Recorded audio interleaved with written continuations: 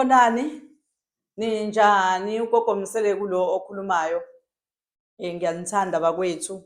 Nje ngiqala nje ngisho njalo ukuqala nje ngiyanibingelela, ngiyanithanda, nginithanda kakhulu balandeli bami. Ngiyacela nje ukuthi ningakhathali ukuloko ningilandelile, ningakhathali ukuloko ningena kuma-video wagogo. Nibheke ukuthi ugogo ngase kube uphetheni usuku nosuku. Noma ngingasaphosti njalo, kodwa ngeke ngicabanga ukuthi vele ninalo ulwazi lokuthi ukhona ugogo. Umuntu uma ekhona into ayidingayo vele kufanele angene emakhasini kagogo ukuze akwazi ukuthola izinto, ngoba ezinye ziyasiza. Ngingeveza ukuthi mhlawumbe ezofuna ukuthi uzuthenge nje into ethile, wenze into ezozikushonise ngemali. Kufanele nje kube ukuthi wena mhlampe uyangifonela, uyangicela nje ngikusize ngaloko ozofuna ulwazi ngakho, ngikutshele ukuthi cha, lokho kumele ukwenze kanje kanje kanje kanje. Ya, la kunabantu othola ukuthi kwesinye isikhathi banemibuzo ethile. Sengenzela ukuthi kule nto engizoyikhuluma kusizakane nabanye ebebesadinga ukubuza, noma abazoba nemibuzo kodwa abangakakwazi ukubuza, nabasancane ukubuza ngoba benqena ukuthi bazoyiqala kanjani indaba. Okay, eke kuthi mhlambe usamncane, umntwana, noma ngabe kuthiwa nje umdala kodwa uyazibona usehlanzweni, mhlawumbe ukhulelwe kodwa ukhulele endaweni engathi yihlanzo. Okay, wayenza-ke into eyenziwayo, wasikhipha isisu. Ngizokhuluma nje kanjalo ngoba vele kuyaziwa ukuthi izisu ziyakhipha vele, futhi into evumelekile ukuthi uyasikhipha. Kusho ukuthi uma ungayidingi ingane kulowo mzuzu loyo. Manje kuyenzeka kube ukuthi-ke ukhuleliwe ngalowo ndlela okhulelwe ngayo, kodwa ingane bungayidingi ngaleso sikhathi. Okay, niyikhiphe-ke izisu. Ungathuli, uhlale uthule nayo leyo nto, ngoba inkinga kuwena leyo nto leyo, ukuthi uhlale uthule nje naleso sisu wasikhipha kanjalo. Ngoba ngelinye ilanga zizokuvukela izinto, zizokujikela izinto, ugcine ungasazi ukuthi konje kwenzakalani. Yini izinto zami zikade zihamba kahle kodwa bese ziyashintsha kanti sekuvuka ulaka kulowa muntu owamkhipha ngoba ucabanga ukuthi wawumlahla, ukuthi wawungamfuni. Kanti hhayi ngoba kuwukuthi ngempela wawungamfuni, yingoba isikhathi afika ngaso yiso leso wawungasilindele, kodwa yena wayeseqhamuka wona wasuthatha ukuthi cha, njengoba eqhamuka nje ngingamlindela, ayi ngicabanga ukuthi ngimane ngiyikhiphele ngane. Hhayi ngoba kuwukuthi awuyithandi, uyayithanda, kodwa manje mhlampe nawe ubusabhizi ngezinto zakho ozenzayo. Mhlampe futhi nalowo muntu okhulelwe kuyena uyabona ukuthi angeke aze akukhona ukuthi ayibheke le ngane, noma ayondle, noma ayenzele yonke imfanele kufanele uma ngaba yenza. Bese uyabuka abanye abantu-ke bagangile. Omunye umuntu uthole ukuthi uyaganga nje vele unomuntu wakhe, uthole ukuthi kodwa uzokhulelwa kumuntu engene umuntu wakhe, abese ethatha lesi sinqumo sokuthi ngiyasikhipha lesi sisu ngenxa yokuthi umuntu wami uzothini, ngoba uyazi ukuthi kade sigcinene naye, mina sengizothi ngikhuleliswe ubani. Okay, uthathe-ke isinqumo sokuthi cha, isisu ngiyasikhipha-ke manje. Okay, sikhiphe-ke isisu-ke, mhlawumbe nomyeni-ke akazi. Ake ukubane wenze nje-ke ngelinye ilanga, ngithi kushuthi izinto zakho vele uzenza ngokukhokhoba. Ngithi uyakhokhoba wena uma wenza izinto, ake wenze kanjena-ke.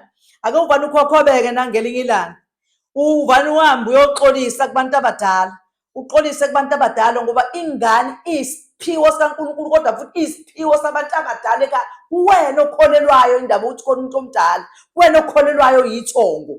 Uyayizwa leyo nto?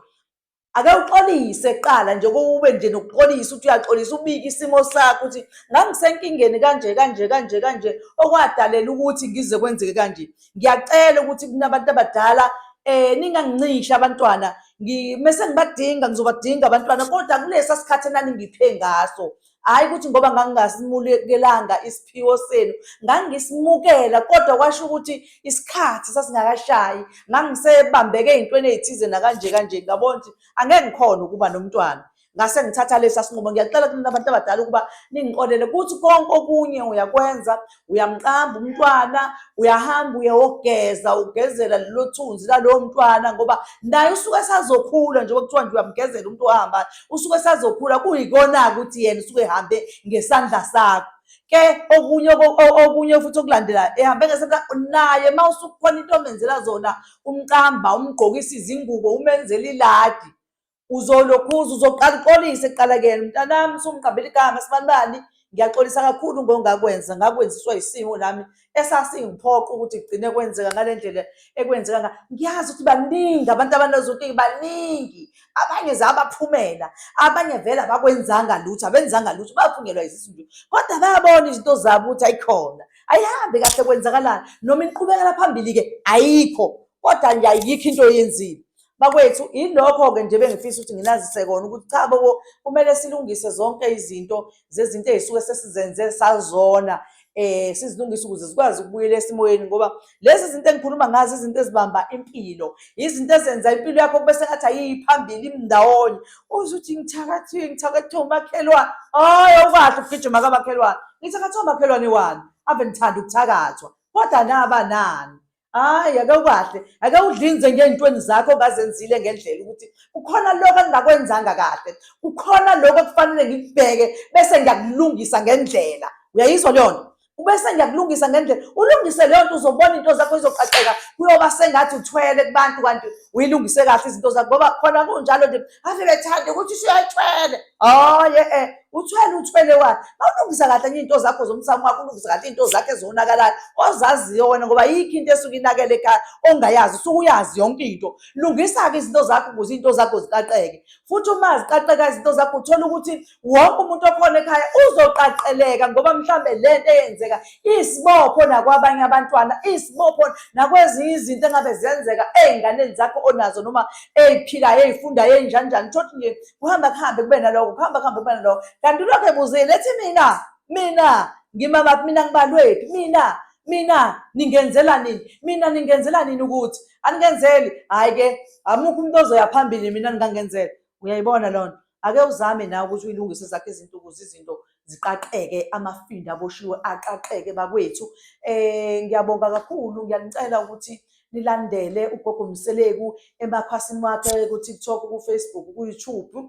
Iy'namba zikagogo Mseleku zikhona bakithi. Uma kuwukuthi wena uyaqala nje ukungena ukusesha ugogo Mseleku, konke uzokuthola khona, ama-bank details, yonke into. Kuphela uvale ufake imali kodwa ungazange uze ufone. Kufanele ufone ungizwe sikhulume nawe noma ungicele ama-bank details uwabonile wenze ukuthi ubone ukuthi mhlawumbe lawa ayefana yini, uyawameshanisa ukuthi ayefana nalawaya ukuze ukwazi ukubona ukuthi hayi cha uyempela umuntu engiqondene naye, uyempela umuntu engikhuluma naye.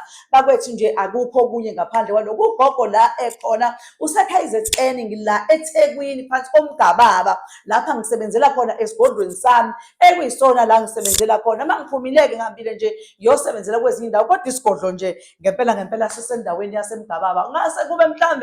Ngabe sekube mhlawumbe ey'nsukwini ufuna ukuza yini? Uzohamba ngemoto kodwa manje uswethu uzokwenza kanjani? Uzoyithola i-location nayo izoba khona, ikhona lapho kuma-video. Mhlampe ufuna ukuza kodwa ufuna ukuyalelwa-ke futhi uyakwazi ukuyaleleka kahle uma ufonile nje uyalelwe bakwethu.